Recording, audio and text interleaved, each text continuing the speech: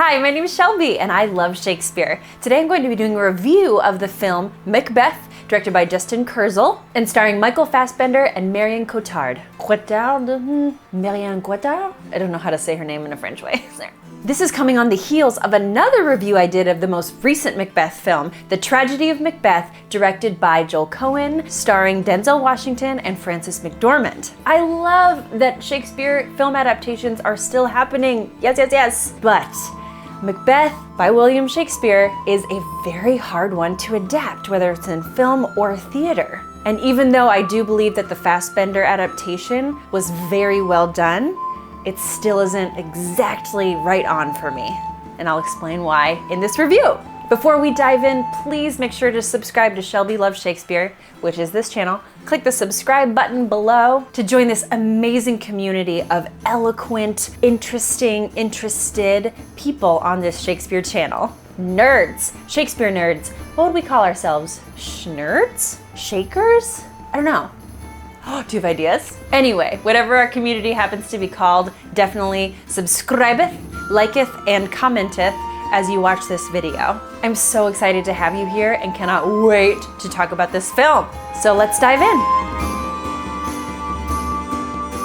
Okay, the overall tone of this film. For The Tragedy of Macbeth, I said that the tone felt a little bit Twilight Zone. Very stark, very black and white. For this film, it's kind of the opposite. Instead of black and white, it's warm colors, a lot of wood, like the crown is wooden, and the sword at the end that Malcolm has is a wooden handle. And of course, fire plays a huge role in the battle at the end. So instead of the cool colors, it's vibrant, bright energy, warm colors. Which red is a very aggressive color. It reminds us of Mars, the planet of war and action and passion, which I think really correlates to Macbeth and his wife's journey. So I would say the other film tone that this reminded me of was Dune, the most recent Dune film, where it was just expansive and very little music, very meditative. And then the other vibes it gave me was Midsummer. Not to be confused with A Midsummer Night's Dream by William Shakespeare, but Midsommar? The kind of stamped as a horror film, but mostly like this breakout cult, oddly quiet film that everybody flocked to and didn't quite understand but didn't care. So the Kurzel adaptation for me was somewhere between Dune and Midsummer. So a desert and a cult. And here are some moments I loved in this adaptation. There was an intense through line of children, which is very apropos to the text but not necessarily spelled out. It doesn't even say how old Fleance, Banquo's son, is. So every production kind of gets to decide that. But in this one, it was a very young person. On the battlefield, we saw a child dying in front of Macbeth's eyes, which was very hard for him to watch. It seems like Lady Macbeth was kind of one of the teachers of the village, this like camp village that they all lived in. So she had children running around all the time, but of course she doesn't have children yet. And then the witches had some kids. 5-year-old, baby. That was part of their witchdom, was kind of this caretaker, mystical place. Almost like a medicine woman were the witches, which we'll talk about them in a second. But this idea of children running through. And of course, the big theme of children here was right from the beginning, where the film starts out with a dead child. In the other review, I mentioned when I played Lady Macbeth, and that's how we started our production as well, of a baby-sized coffin, and my character, before I said any words, was just heaving, crying, thinking about the child that I did have, only one, had passed away very prematurely. In this film, it's such a 2-year-old, devastating. And you see their full face. It's just so sad. And why I mentioned that in the other review, as well as this one, is that to me, that is what gives Lady Macbeth some credence of why she goes crazy or why she puts Macbeth under a spell, which I don't agree with the spell word, but she gets a lot of crap about, whoa, this lady's really manipulating this guy because she's so ambitious. But that's the big question of the play. Why do they care? Why do the Macbeths want the crown so badly that they then do something that completely unfurls them from the inside? And what I mentioned in the other video with a little bit more detail was this idea that Lady Macbeth, because of this recent devastating loss, has a huge void to fill, that then when the crown gets teased, she's more prone, she's more susceptible to pouncing on that. Just something to fill, it's like a distraction, something to fill that void that grief has drilled into her and into her husband. And right after the funeral, in this adaptation, Macbeth goes to the battlefield and exercises quite a bit of that grief, which in the play and in both of these adaptations is mirrored later when Macduff loses his children and wails, I mean, deep, beautiful cry. And then Malcolm kind of tells him, well, you know, don't be so sad, be like a man. And what I love about this adaptation in that moment is that when Macduff has that famous line of, I have to feel it like a man, whereas Malcolm was saying like, oh, don't shed tears or don't wail like this. In this adaptation, it wasn't in a judgy way. It was in a, you know, let's get you home way. But Macduff says, no, I need to feel it like a man. And he feels such deep devastation. And it manifests in tears and wailing. In some cultures, it's called keening, where it's just that, that low, deep sadness that needs to be let out. And physiologically, that's even proven by science people, that if you don't let those feelings out in visceral ways like that, like keening, or, you know, if we tuck them away, it will cause trauma to us physically. But it can be very scary to feel those very deep feelings. So I think when Macduff says, I need to feel it like a man, he's saying that it takes courage to feel that deeply.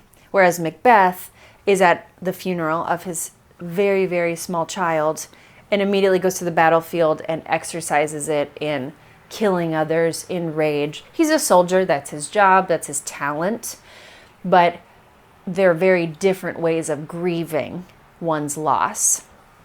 But I just think that is the key to Macbeth in any adaptation, that they have had a child, it was gone, ideally right before the play starts, so that there's some immediacy, and then that explains why they do everything they do. So good job, Kurzel. Another moment I loved, it was the first time I really saw how bookending the battles are in Macbeth. At the beginning, of course, it's spoken about. When one does this on stage, there's a messenger that tells the king, yeah, the battle went really intensely and Macbeth slayed the guy, and Duncan's like, ah, yes, fabulous. And in film, I'm glad that they explored this opportunity of showing Macbeth being a badass in film, right? Being someone who is just the ultimate soldier. I mean, Marvel movie level, superhero level. Thank goodness we have him. No wonder he's so revered in the court. He is honored, he's prized as a soldier. And we get to see that, which I think we should in a film. And the battle sequences with the slow motion plus the grief prelude is just gorgeous. And again, within that, one of the very, very young soldiers dies, and we see him throughout. Of course, Macbeth has a vision of Banquo's ghost, but he also sees this child's ghost many times throughout the show. And Lady Macbeth sees her toddler at a certain part of the movie, which blew my mind. Loved it a little bit cinematically, but I have thoughts about that in her big, like, out damn spot speech that was eventually revealed to be done to her child. So we'll talk about that in a second. And the last battle sequence with this I've already talked about the warmer tones, even though Scotland, the Highlands being kind of murky, smoky, those deep greens, there was still a warmth about it. And then at the very end, having, there's the prophecy of the woods moving, and Macbeth's like, whatever, the woods will never move. And there's so many creative ways that people have done it in the past. But this one I thought was very innovative and also didn't make us leap necessarily to any kind of movie magic or witchy magic. It was, oh, that's what it meant. That's what the prophecy meant. And it was the burning of the wood, of the forest. So as it burned, the smoke then hit the castle. And Macbeth stood there and took it, almost breathed it in as a challenge, as that moment where you see characters kind of have the realization that this is where fate happens, right? Oh, this is my moment. That's what he had as the burning wood and forest was wafting over him. And these genius, beautiful, huge shots of a castle and the smoke just slowly overtaking it. It was a very organic kind of infestation. It was an organic siege. And then once on the battlefield, honestly, it was the most beautifully filmed battle I'd ever seen. People behind the smoke was this vibrant orange red. And I was so ready for that kind of action, that urgency. In that last battle scene, there was slow-mo, voiceover, actual battle fights, right? Sword fights. But I will say that by the time the battle scene happened, that huge culmination of every element firing in all cylinders, I needed it because I was not bored, but a little disengaged. I had many a moment of, okay, come on, let's get this going, keep it moving. And I think that had to do a lot with the characters' performances. So let's dive into that. After some coffee, because I just watched it and I'm still a little sleepy. Let's start with Michael Fassbender as Macbeth. I thought he was an excellent Macbeth. I said this about Denzel as well, that my favorite Macbeths are ones that I believe are soldiers, that have a capacity for violence and that are excellent at what they do. Which then makes it even more complex as to why murdering Duncan, when one has murdered a lot of people in battle, why this one murder is so eroding to him. And also what happens when the soldier comes home. I think because of the bookended battles, that I was really aware of that with this Macbeth. Because by the time the end battle happened, Macbeth had even gone through his own madness. They had this very stark scene of time passing and him almost being childlike in one room. And that kind of visual is usually what happens on Lady Macbeth's famous speech, Out Damn Spot, the sleepwalking scene. Instead, he was kind of sleepwalking and not knowing what to do, and he was in a nightgown with this, again, wooden crown, which almost seemed like a toy by that point. So that was a very interesting juxtaposition. And then when he was allowed back on the battlefield and breathing in the fumes of the oncoming battle, let alone the prophecy, it seemed like, oh good, he was back to what he does really well. So it almost brought up this question of, should he have stayed in his place, stayed in his lane, keep where your strengths are, in a way? Because was it the guilt of killing Duncan that really started to disintegrate his mind? Or was it being king? You know, we never really see the Macbeths enjoying their new royalty. Some adaptations put it in. The production I was in, we had a crowning scene with beautiful music. There got to be that moment of success. We've done it. And I never really saw that in this adaptation, but I don't see it in a lot of them. But to me, it makes a lot of sense, because if people peg Macbeth and or Lady Macbeth as villains, you know, it's that part of the movie where the villain wins And then their whole plan unravels and they're like, I'll get you next time. But we want to see that moment when the villain goes, ah, ha, ha, I've done it. So back to Fassbender. His Macbeth, I thought, was beautifully internal. I love the use of voiceover. I didn't find it effective when he was speaking, but it had voiceover loudness. I thought that was odd. I either want to see someone speaking or I want to see them not physically talking and then hear the voiceover, because that's what makes sense to me with that distance. But if he's, I don't know, when he found Lady Macbeth during his tomorrow and tomorrow and tomorrow speech and picks her up, he's saying that very quiet speech, but he's far away from the camera, but we're hearing it as if it's like in headphones for us. So I think a few of those moments needed to decide whether it was us getting an insight into Macbeth or whether it was them having an intimate moment. That's not a breaking of the fourth wall. That was like a breaking of film rules or stage rules. Yeah, so that wasn't very, his tomorrow and tomorrow was odd for me. But the moment I thought was the best I've seen a Macbeth do. I praised Denzel's dagger speech, and I think Fassbender's chef's kiss moment was, oh, full of scorpions is my mind, dear wife. He was sitting on the floor, not quite in that madness yet, but certainly not the armored, put-together soldier that we'd seen before. And he has this beautiful speech, and Lady M just takes it in because she's spellbound and probably also trying to figure out her own instinct of there being something slightly off with him.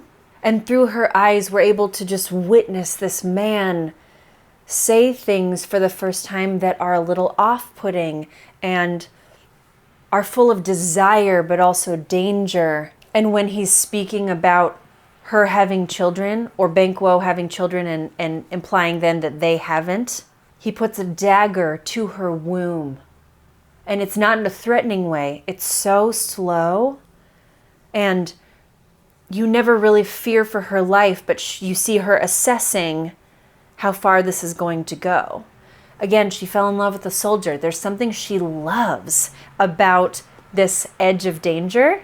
And even after the dagger gets away and she has her recovery moment, she then kisses him. There's something about that that is foundational to their spark, their passion, their lust for each other, their marriage. So then after doing all of that and then allowing her to have a moment too of this kind of confused concern just beginning, he looks at her almost laughing of, full of scorpions is my mind, dear wife. Like, I don't even know what I'm saying. He suddenly realizes that he's not quite himself as well. So that's not their fracturing moment, but it's the beginning. It's the first chip. And I love his performance because it seems like he had an awareness even of that there was a chip, and neither he nor his wife knew how far it was going to go. And my other favorite Macbeth moment is one that I just said out loud to the TV, like, finally, that no one does, but I think is so inherent in the text. When Macbeth and Banquo first come upon the witches, Act 1, very early in the play, and they're like, oh, all hail, blah, blah, blah, right? After they give the prophecy and then they vanish into air, Macbeth looks to Banquo and is like, oh, I'm going to be king, and your kids are going to be king. And it's a joke. It'd be like reading a horoscope now and being like, oh, hey, babe, guess what? You're going to become a millionaire tomorrow. They're going, oh, cool, thanks. Right? It's a light, humorous moment. So there's a contrast when Thane of Cawdor actually happens.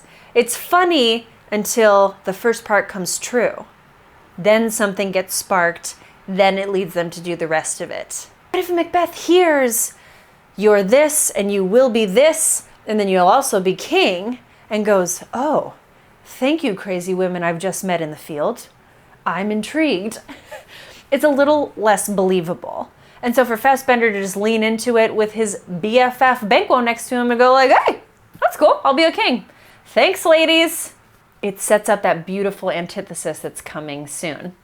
So now let's talk about Milady. For those of you who saw the other review, I was a bit harsh on the other Lady Macbeth because broad strokes, I found her very automaton, unfeeling, static, like not one crack. I couldn't get in ever to this person, this character as a woman, as a human being, as a wife, and as a either mother or someone who had never had kids but very much wanted to be a mother. There's so much humanity in Lady Macbeth, and I felt like Frances McDormand fell into that trap. So, what about Marion Cotillard? Did I do it right? That sounded pretty French. Oh, speaking of French and things, was so excited that this adaptation was Scottish. Thank you. I don't know if Lady Macbeth was trying to have a Scottish accent or not. That didn't happen, but she didn't sound super French. But it was so lovely to have this film in the Scottish brogue and to have those very, very wide expanses visually, and even though it was a bit slow at times, that length of silence between text and dialogue that kind of mirrored the highlands of the piece. Okay, I know I said I was going to talk about Lady Macbeth, but let me talk about Scotland for 1 second. Why I think that's so apropos to this text is that, especially in this adaptation, when you see kind of the battlement tent, more temporary or perhaps a little bit lower income village that the Macbeths live in before they go to the palace, between all of those organic elements and this space and this silence, the savagery makes more sense. This adaptation is done in a period way, right? It's not contemporary nor art house like the Joel Cohen was. It is trying to imagine what Scotland at that time was. That's why you see even hints of Braveheart, right? Both of those things are very much steeped in Scotland's history, that look of certain things. And so when you have all these organic elements and even the fabric being very rough in certain ways, there's a crudeness about the setting, even though Scotland is beautiful and there are beautiful elements within it, especially once you get to the palace. It then allows for a world in which mothers and all of her children would not only be murdered, but would be chased through the woods and then get tied on posts and burned at the stake while everyone watched. That's how Lady Macduff and her kids, or little chickens, as Macduff says later, are killed in this adaptation. And I'd never seen something like that before, where it was so not only premeditated, but then a million people were watching it happen and could have stopped it at any point. But this adaptation was steeped in ceremony and ritual, and whomever is at the top makes the rules. And that's, I think, why it gave me Midsummer vibes, because it was very much, you're in our land now, and this is how we do things. And so you're just suddenly at the mercy of that. So yes, Scotland, love that it was officially there, rather than just kind of randomly in a universal Shakespeare-ish place. And I think every production has to decide that. How Scottish is this going to be, and what does setting it in Scotland or having Scottish dialects enhance about the text, because it's an inherently Scottish story. Okay, back to the lady. She was good. I know I'm really hypercritical of Lady Macbeth, but it's because she's underwritten in a way, right? I think that's what I'm trying to get at. She doesn't have much outlined for her. And so we first see her with the letter, and she gets the news of, oh my gosh, this part of the prophecy was true, and I might be king, and want to let you know, my dearest partner of greatness. Then the next time we see her, it's like, great, we're doing it, right? Well, screw your courage to the sticking place. It'll be fine. And then it's, oh, we did it, but wait, you did it wrong. I'll help you out. Then there's the banquet where she's like, he's have fine, everybody, get it together. And then suddenly she's sleepwalking and people like don't understand why that even happens.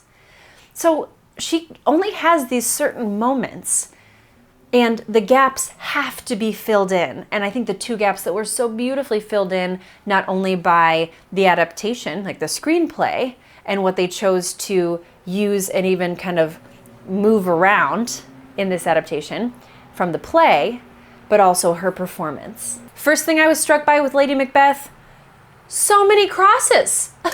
Like, there was even one scene where she comes out with a dress and it's just draped in cross necklaces. It's attached to the dress. And then there's like 2 crosses behind her. So many crosses. So within that idea, instead of her calling the witches or dark spirits to unsex her or make her less feminine, she's in a chapel with all of these crosses, very Christian kind of imagery. So in a way, it's kind of offering the idea, what if she wasn't saying, hi, God, I'm going to look away for a second and get some dark spirits so I can murder my king.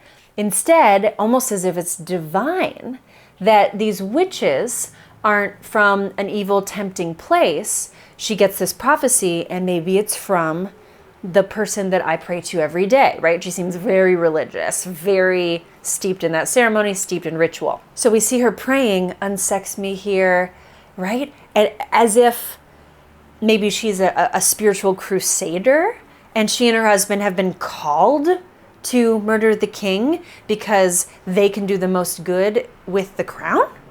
So it's like a righteous cause instead of something that she's going against the divine. Fascinating. I will say in general, I found her a little automaton as well, especially in the banquet scene where, you know, she's just had a dagger kind of pointed at her by her ever-growing crazed husband. So maybe she is a little bit in that victim state, not an indulgent one, but truly trying to walk on eggshells to make sure not to upset him or upset the apple cart of whatever apples are in his head. Apples, scorpions, all the same. But like I talk about in the other review, I think it is essential for Lady Macbeth to be an excellent hostess. And she has to cover for Macbeth so much in that banquet scene because he's seeing the ghost of his dead BFF that he murdered or had someone murder. And she's going, everyone sit down. Oh, it's just a fit of his. This happens all the time. And then snaps to, what are you doing? Get it together, you know? And there was none of that. It was just, you do not give the cheer. Which Frances McDormand had that part too of, like, oh, I'm glad you're here. Oh God, I have to do a party. Like, why does the banquet scene break all the Lady M's? I feel like it was the easiest one for me to get into because it was a little more of my personality of hosting, welcome, come on. But after that really intense blankness for a little longer than I'd like, she had her breaking point in a brilliant part of this adaptation, which was when Macbeth talks about and decides to kill Lady Macduff, all of Macduff's family, because he's just found out that Macduff fled with Malcolm, and then he says, kill his family.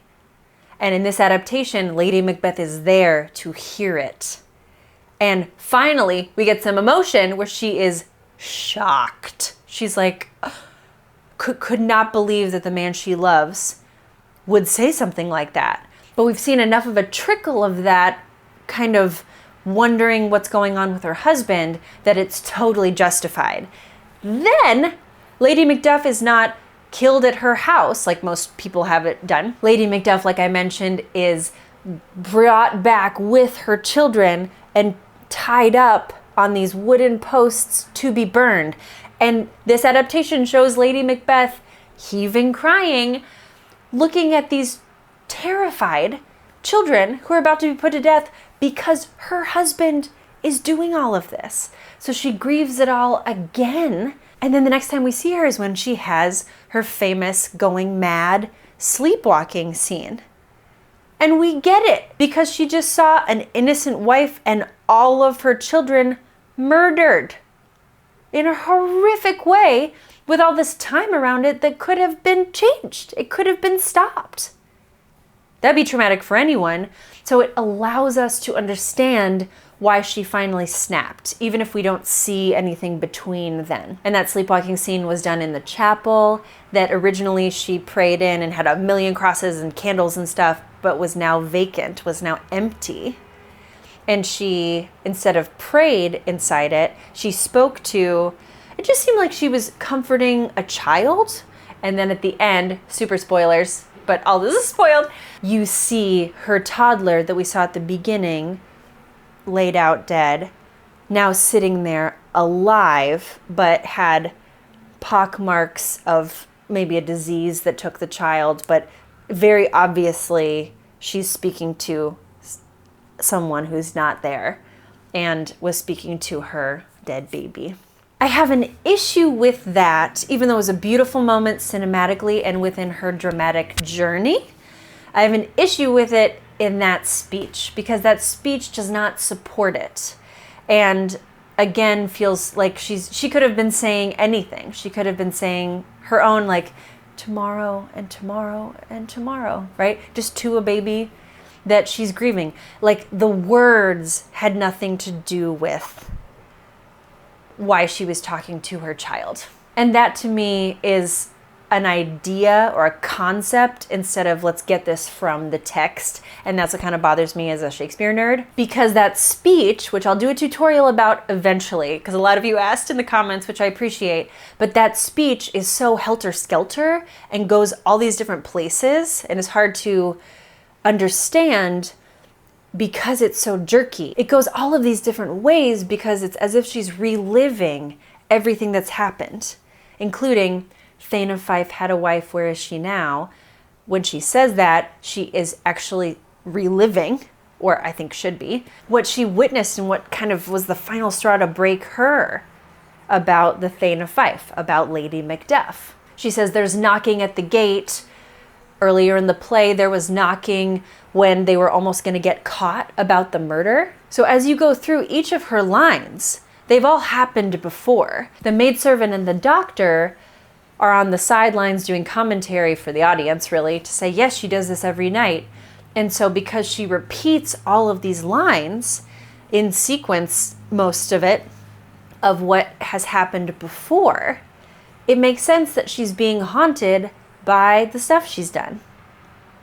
But this was like a one-off, let me go to the church and visit my dead child and kind of smile about it. Or maybe she was saying goodbye. I don't know.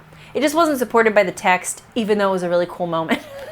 And I could not stop watching. Like, she's a beautiful actress. And I was spellbound by everything that was going on for her internally. It just didn't have anything to do with the actual text. Last character I'll talk about is the witches.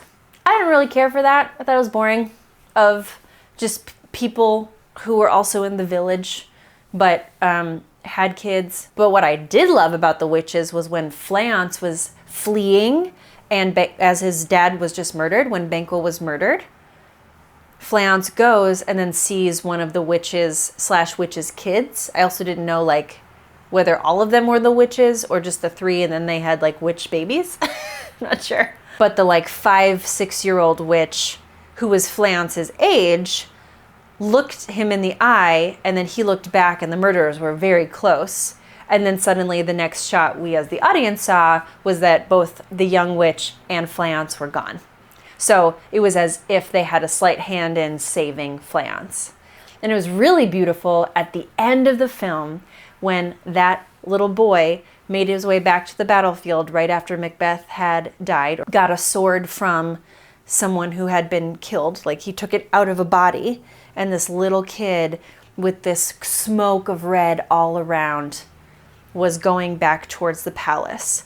And that was intercut with Malcolm and his beautiful, like, wooden handled sword. I know it's not called a handle, a hilt, wooden hilted sword, and preparing himself for his reign as the King of Scotland. And then because of the prophecy, we know that Fleance will be the next King of Scotland, which I guess means that Malcolm doesn't have any kids or doesn't have any male heirs. And there were other moments in the battle in which Macbeth almost invites his own death. He certainly could have killed Macduff and didn't.